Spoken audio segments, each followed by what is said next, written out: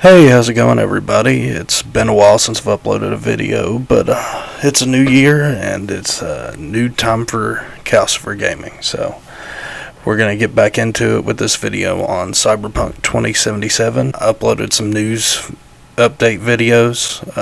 They didn't really do that well for me, so I kind of stopped doing that.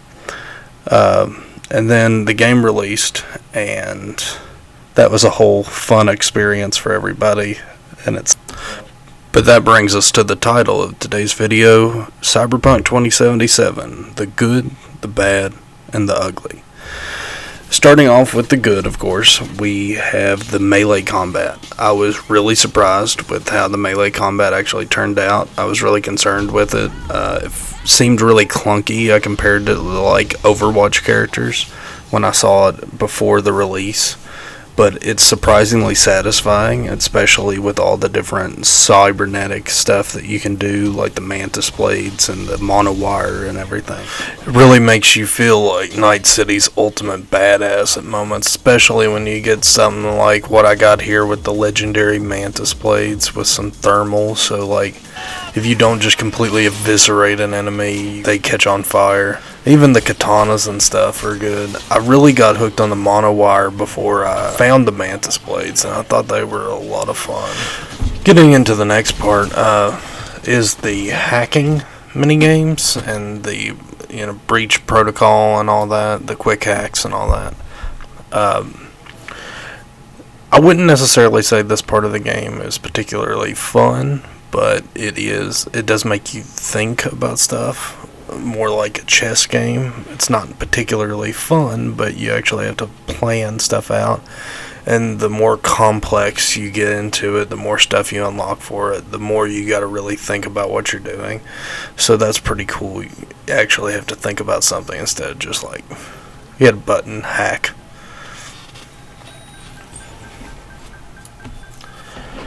And probably the best part of the entire game is the main story quest.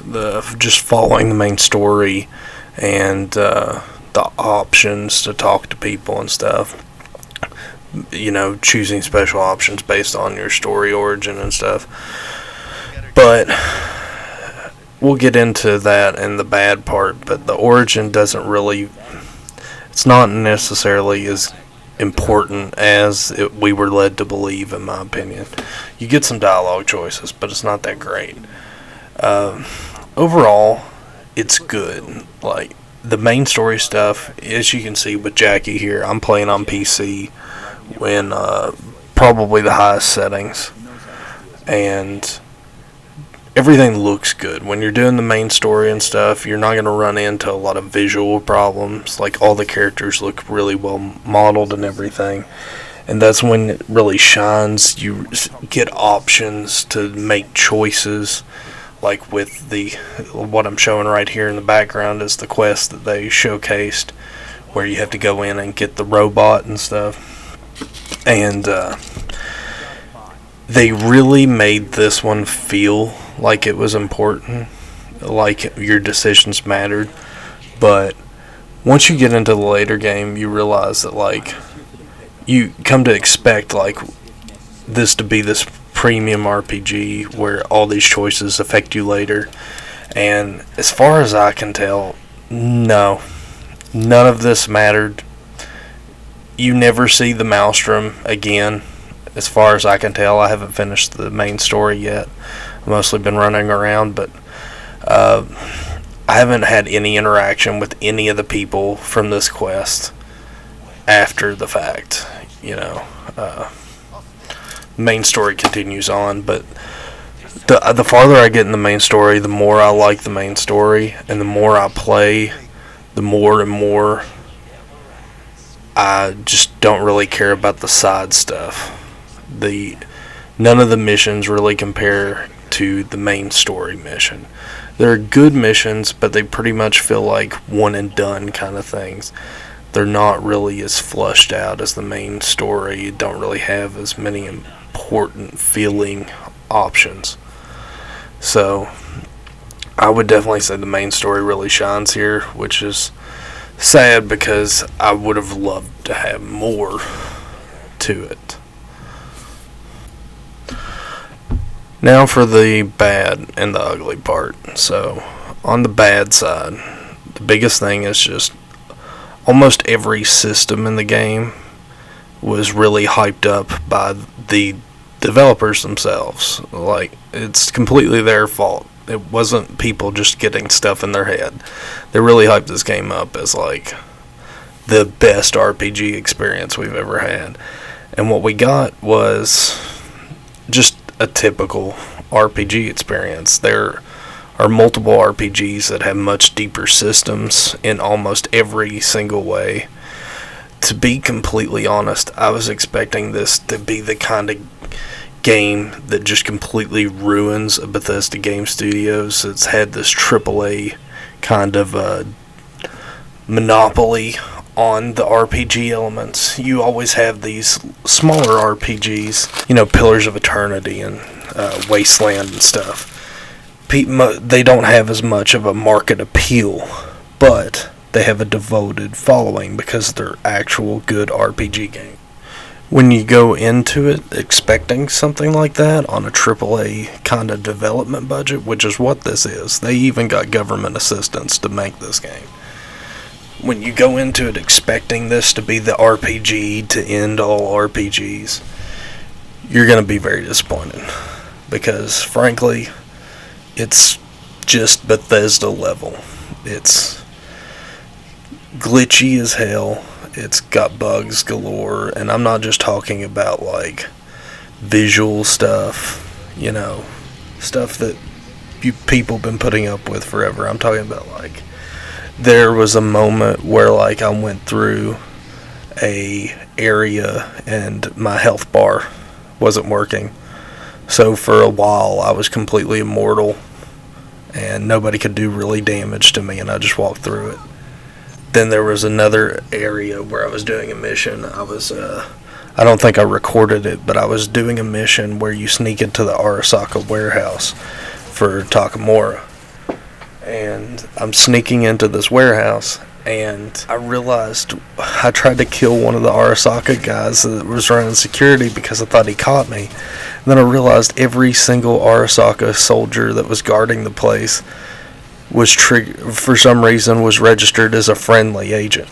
So I literally just walked through the entire warehouse and didn't even bother to stealth anymore because the game had decided that Arasaka was my friend at this point, even though me and Takamura are like the most wanted people by them right now.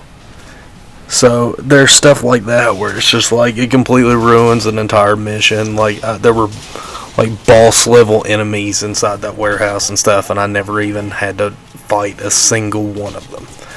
Now I don't know if like that was intentional. Like I wasn't really wearing a Arasaka jumpsuit or anything. I did steal the van, but I mean, wouldn't figure that stealing the van was enough to get you past all the guards. It just feels like it was something that definitely wasn't supposed to happen. But stuff like that kind of really takes you out of the game, which is really sad because like the game is good. Especially the farther you get into it, you start getting kind of more attached to the characters. Especially Johnny Silverhand. He's such a complex character, and the more you learn about him, the more you kind of really see. You think at first that he's just this like bastard dude, but he really becomes like a sympathetic character, like a tragic hero, more or less. I hope they'll manage to fix the game to where people will be able to experience the good parts without being taken out of it. So, lastly, I guess we'll go over the ugly. And I think the most ugly thing that I've seen from this game isn't so much the game itself, but the backlash around it. Like I've said, I've criticized the game in this multiple times, but the way some people are lashing out at the developers, the lower level devs probably worked their asses off to try to get what came out. And then Sony removing it from the PlayStation Store and everything just because they don't want to give refunds, even though they've There are much worse games on the PlayStation Store, trust me. So, the fact that Sony's doing this is just... it's a PR move. They want to look like they're the good guys, like CD Projekt Red screwed everybody over, and all the PlayStation versions suck. But, I mean, I've talked to tons of people online about this, and there are plenty of people that have, like, base Xbox One models, base PlayStation 4 models, that are having almost no problems. They're playing the game. Probably looks like a potato, but they claim that they're playing the game just fine. And, I mean, even one of my friends said that, like, he's playing on the old Xbox One, which is, like, the worst thing you could be playing it on. Like, you might as well be playing it on a Nintendo Switch or a freaking smart fridge at this point.